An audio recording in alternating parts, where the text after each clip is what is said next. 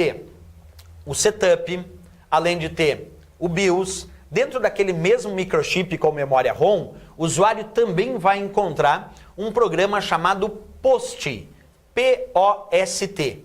Esse programa chamado POST, que está armazenado naquele mesmo microchip com memória ROM, serve para testar os componentes básicos durante a inicialização. Então o POST, o Power On Self Test, é o programa de computador que realiza o teste dos componentes básicos, principalmente as memórias e as unidades de armazenamento, durante a inicialização. Isso é muito interessante porque, observa, se o BIOS fornece os primeiros dados para a CPU processar quando o usuário liga o computador, se o setup permite o usuário alterar essas configurações de inicialização, então ele grava essas configurações na memória CMOS. E por fim, quem é que vai lá e testa os componentes básicos durante a inicialização? É o POST, porque essa é a responsabilidade dele, é o Power On Self Test. O nome já diz, ó, Power On vem de ligar, teste de testar, então é aquele que testa o computador enquanto esse computador é ligado durante o processo de inicialização. Então, se pedirem na prova POST, tu já sabe. É o Power On Self Test, é o programa que testa os componentes básicos durante a inicialização do sistema. Bem interessante, então, esses itens relacionados ao estudo das memórias do computador e também de todo o processo de inicialização. Bem, quando a gente fala desse processo de inicialização do sistema, é importante também lembrar que esse processo de inicialização tem um nome. Nós chamamos isso de boot. Boot é o termo que designa todo o processo de inicialização do computador. Então, quando tu diz que o sistema, eu vou realizar o boot no sistema, então eu vou realizar a inicialização do sistema. Sempre lembra de trocar a palavrinha boot por inicialização. Sempre que tu encontrar uma questão de prova de concurso falando de boot, lembra do termo inicialização. Porque boot é o termo que vai indicar todo o processo de inicialização do sistema. Professor, de onde até onde é o boot? Desde o momento que tu liga o teu computador até o final da carga do sistema operacional, e agora então tu pode usar o teu computador, ali terminou o boot. É todo aquele tempo que tu espera para inicializar o computador, do qual tu ainda não está usando o computador. Só ligou o computador e está lá esperando inicializar. Depois que tu passou a usar o computador, aí não é mais o boot, aí não é mais o processo de inicialização. Então, boot é sempre vinculado ao termo que indica todo o processo de inicialização de um sistema. Bem, pessoal, agora nós vamos dar continuidade ao estudo aqui dos tipos de memória ROM. Porque como a gente falou inicialmente sobre a memória ROM e as suas características, a memória ROM é a memória somente de leitura, não é volátil, não perde os dados na ausência de energia elétrica, nós também temos que conhecer quais são os tipos de memória ROM.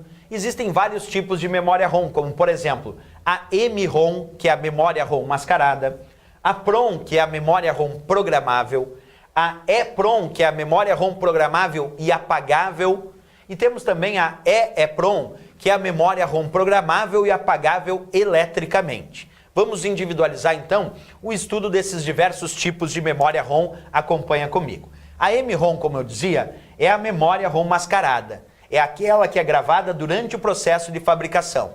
Então, tenta imaginar a seguinte situação. Eu tenho um fabricante de microchip de memória ROM, e esse fabricante fabrica o microchip e durante o processo de fabricação do próprio componente do próprio microchip, o fabricante já vai gravando os dados naquele componente. Essa então é a memória MROM. E por que MROM? Por que mascarada? Porque o fabricante usa uma máscara para repetir os mesmos dados em todo o lote de memória ROM que foi fabricado. Então MROM é a memória ROM mascarada, é aquela gravada durante o processo de fabricação. Pois bem, aí nós temos uma variação da memória ROM, que é a PROM. A PROM é a memória ROM programável. Essa, o fabricante fabrica o componente de memória ROM e um fabricante fabricou então só o dispositivo, só o chip de memória ROM, mas não gravou dados lá dentro. Como o fabricante não gravou nada dentro do microchip de memória ROM, ele vendeu esse lote de microchip de memória ROM vazio, sem nada gravado. Um outro fabricante de componente eletrônico comprou esse lote de microchip vazio, sem nada gravado, e gravou, isto é, programou dados nesta memória ROM. Esta então nós vamos chamar de memória ROM programável, a PROM, memória ROM programável, aquela que pode ser gravada uma única vez. Depois que gravou na memória PROM, não pode mais gravar de novo. Quer dizer, ela vem vazia, o microchip vem vazio, sem nada gravado, aí um fabricante de componente eletrônico comprou microchips de memória PROM e gravou. Pronto, se gravou, está gravado. Não pode gravar de novo, porque a PROM é só programável, permite apenas uma única gravação. Bem, mas na informática as coisas vão evoluindo, e então surgiu uma memória chamada EPROM. EPROM significa memória ROM programável, que é o Pzinho que está aqui, e apagável, que é o E. Esse E vem de eraser, que significa apagar.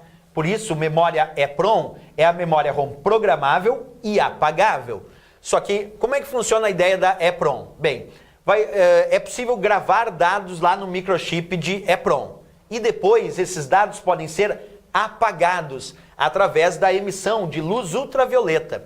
Observa aqui neste microchip que eu estou te mostrando de memória EPROM, existe um orifício aqui na parte superior. Se emite luz ultravioleta nesse orifício, e essa luz ultravioleta faz com que os dados sejam apagados desse microchip de memória EPROM. E se os dados foram apagados, agora é possível realizar novas gravações. Por isso que ela é chamada de EPROM, é a memória ROM programável e apagável. E esse apagamento se dá com a emissão de luz ultravioleta, permitindo então novas gravações. Vou ler para vocês. Observa. Pode ser apagada algumas vezes através de luz ultravioleta, permitindo então novas gravações. Essa é a ideia da nossa memória EPROM. Bem, evoluindo um pouquinho mais, nós chegamos na EEPROM, que é a memória ROM programável e apagável, e esse outro Ezinho, eletricamente. Observa, memória ROM programável é o primeiro P aqui, apagável é esse E, e o outro E eletricamente. Então, memória EEPROM é a memória ROM programável e apagável eletricamente. Essa pode ser apagada através de energia elétrica. Na EPROM, só EPROM, ela é apagada com a emissão de luz ultravioleta. Mas a memória EEPROM é apagada através de corrente elétrica, permitindo então novas gravações. Vamos ler atentamente aqui o texto. Pode ser apagada através de energia elétrica, permitindo então novas gravações. Essa é a ideia da nossa memória EEPROM.